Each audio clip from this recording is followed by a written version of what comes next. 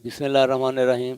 नाज़रीन, मैं हूं Mohammad Ashiq, senior scientific officer agronomy, Ayub research Faisalabad. तो नाज़रीन, मैं आज आपको बताता हूं कि कपास को कितनी खाद डालनी है। कपास के मिजाज के मुताबिक से उसके नशो नुमाई मराहल के हिसाब से खाद डालनी चाहिए। तो आज की बातचीत में मैं ये कंसिडर करूँगा कि SS32 जो है ना, ये हम काश्त कर रहे हैं और अप्रैल के आखिर तक ये काश्त हो गई है। इस हवाले से क्या, क्योंकि जैसे अगेती काश्त करेंगे तो उसकी जो मार्च में काश्त हो गई है उसकी तो ज़रूरत ही और है। जो मई में काश्त होनी है, निसफ मई के बाद, उसकी ज़रूरत और है।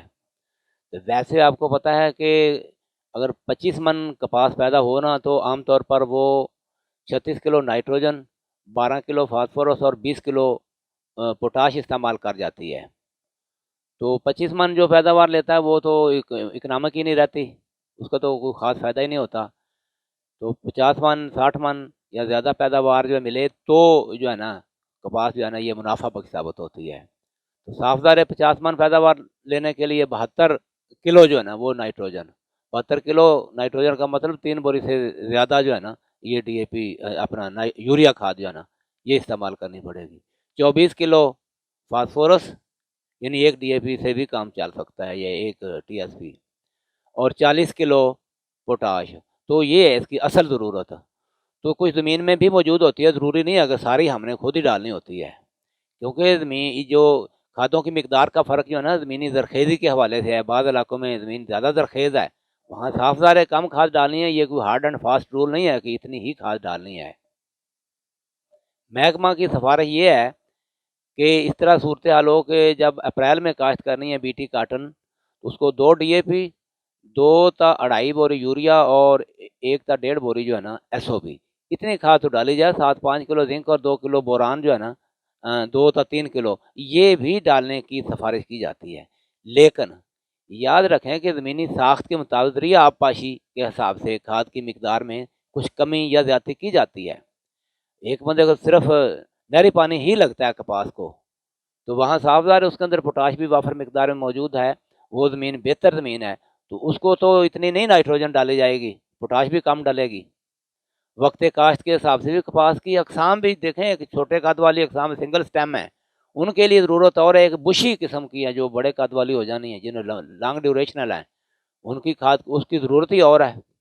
इसी तरह तरीका काश्त और साबका फसल जो है ना उसका भी असर होता है कि खाद का। ये हम हार्ड एंड फास्ट रूल नहीं है कि इतनी ही खाद डालनी, 1 बोरी DAP डालनी है या 2 डालनी है। ये हालात जो है ना वो ज़िम्मेदार अपने हवाले से ये फैसला करेगा।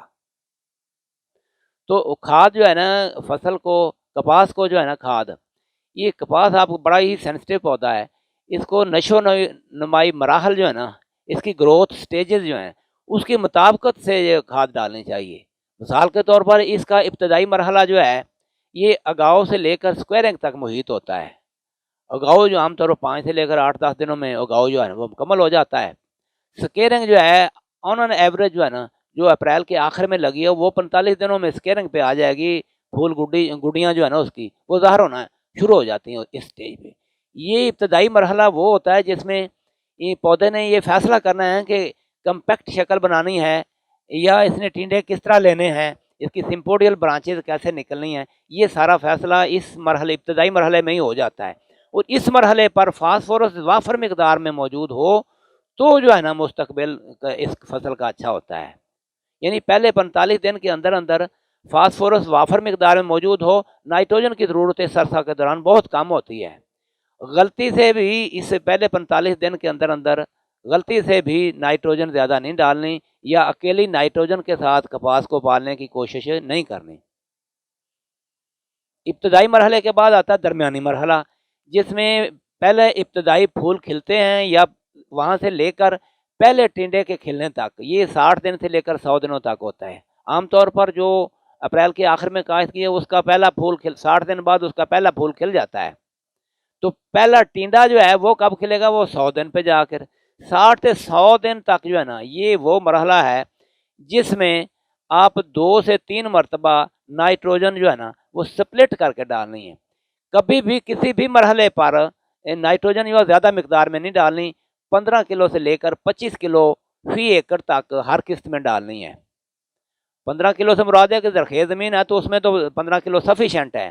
اگر میرا زمین ہلکی میرا زمین یا ریتلی ہے تو اس میں آدھی بوری ڈالنی ہے. خواہ 3 سے 4 مرتبہ سپلٹ کر کے ایک پانی چھوڑ کر ایک پانی کے ساتھ جو ہے نا یہ کھاد ڈالتے جائیں, نائٹروجنی کھاد ڈالنی ہے. اور یہ وہ مرحلہ ہوتا ہے کہ اس پہ فل سٹاپ نہیں لگنا چاہیے. جب ٹینڈے لگنے شروع ہو گئے ہیں تو مسلسل لگتے ہی جائیں, تھوڑا تھوڑا اس کو نائٹروجن ڈالتے ہی جانا ہے. یہ آپ جس طرح بھینس کو جو ہے نا دودھ دھونے کے وقت اس کو سبز چارہ ڈالا جاتا ہے نا, وہ ساتھ ساتھ سبز چارہ ڈالتے جائیں, ساتھ ساتھ اس کا دودھ دھوتے جائیں. تو یہ جو ہے نا کپاس, اس کو چکما دینا ہم نے اس طرح کہ نائٹروجن کھاد تھوڑی تھوڑی کر کے ڈالتے ہی جانا ہے. پھر یہ ٹینڈے لگتے ہی جائیں گے. اگر نائٹروجن غلطی سے زیادہ ڈل گئی یا بارش ہو جاتی ہے تو بھی یہ سوئچ آف ہو جاتی ہے کہ ٹینڈے لگنے کی بجائے وہ ویجیٹیٹو گروتھ کی طرف چلی جاتی ہے. یہ کام نہیں ہونے دیتا. تو درمیانی مرحلہ 60 دن سے لے کر 100 دن تک جو ہے نا, یا اس وقت ہم نے میکسیمم ٹینڈے لینے ہیں. تو اس مرحلے پر کیڑا یا بیماری کا شدید حملہ نہیں ہونا چاہیے, ورنہ فل سٹاپ لگ جائے گا. سٹانس وغیرہ کوئی ایسی وہ گروتھ ریٹارڈنٹ ہم سپرے کر بیٹھے جس سے اس کا قد یکدم رک جائے, پھر اس کو دوبارہ چالو کرنا بہت مشکل ہو جاتا ہے, کیونکہ ہم نے تو اس کو 160 دن تک لے کے جانا ہے. تو 100 دن تک جو ہے میں عرض کرتا ہوں کہ اس کے اوپر سٹریس نہیں آنا چاہیے, بس ٹینڈے لگتے جا رہے ہیں ساتھ ساتھ, اور ہم نے نائٹروجنی کھاد جو ہے نا وہ ڈالتے جانا ہے. تو پھر اس کا آتا ہے آخری مرحلہ. آخری مرحلہ پہلی چنائی اور دوسری چنائی پر محیط ہوتا ہے. پہلی چنائی عام طور پر جو اپریل میں کاشت کی گئی ہے اس کی پہلی چنائی 130 دن بعد ہو جاتی ہے, دوسری چنائی 160 دن کے راؤنڈ اباؤٹ. تو اس مرحلے پر آخری نائٹروجنی کھاد جو ہے نا 1-2 قسطیں وہ بھی 15-20 کلو فی ایکڑ کے حساب سے وہ فرٹیگیٹ کرتے جانا ہے. اس طرح ہم بھرپور پیداوار حاصل کر سکتے ہیں.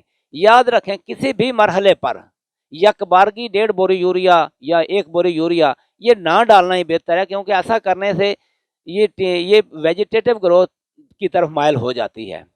تو باقی رہا کہ یہ چھوٹے خوراکی اجزاء اگر ہم بجائی کے وقت 5 کلو زنک اور 3 کلو بوران نہیں ڈال سکے تو 45, 60 اور 90 دن کے دوران یعنی 3 مرتبہ کر کے 2 گرام فی لیٹر زنک اور 1 گرام فی لیٹر پانی میں بوران, یہ ملا کے ہم 3 مرتبہ 45 دن بعد, 60 دن بعد اور 90 دن بعد یہ ہم سپرے کرتے جائیں تو آپ حیران ہوں گے کہ نہ صرف یہ کہ اس کے بول شیڈنگ کا جو پرابلم ہے وہ بھی کافی حد تک کم ہو جائے گا اور بھرپور پیداوار حاصل کی جا سکتی ہے.